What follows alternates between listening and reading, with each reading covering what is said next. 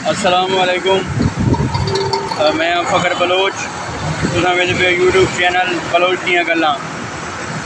अच्छा यार, अज जिस मौजू पे गल है, वीडियो है कि असां इतने बेहिस क्यों हो गए हैं, असां इतने बेहिस क्यों हो गए हैं।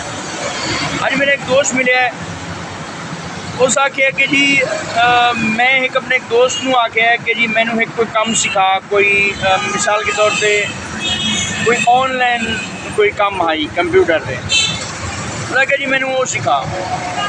अच्छा जी मेरा बड़ा करीबी दोस्त है, उस मैनू वो काम दसिया है जिस दे विच मैनू बहुत घट फायदा है, ज़्यादा फायदे वाला आप काम करता भी है, तो मैनू उस दसिया जी बहुत घट फायदे वाला काम। यार इतना सब बेहस क्यों हो गया, मैंने ये गल सोचने से मजबूर मैनू कर दिता है इस गल कि जी अस इतने बेहिस क्यों हो गए हैं। सानू साडा कोई टका नहीं लगना, एक रुपया नहीं लगना गल दसन दे। अगर असा कोई काम कर रहे हैं जिस सानू फायदा है, तो अगर कोई दूसरा साडा भाई वो काम कर ले सी, उस अगर उन्होंने फायदा है, उन्होंने कोई फायदा मिल बने, तो यार साढ़े ये के नुकसान है।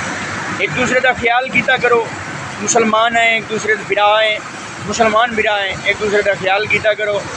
ते बहुत शुक्रिया, मेरे यूट्यूब चैनल नू सबसक्राइब करो, लाइक करो, बहुत शुक्रिया, बहुत मेहरबानी। तो मेरा ये मैसेज अग्गा जित तक फॉरवर्ड कर सको, शेयर कर सको, ज़रूर करो। बहुत शुक्रिया, बहुत मेहरबानी। अल्लाह हाफ़िज़।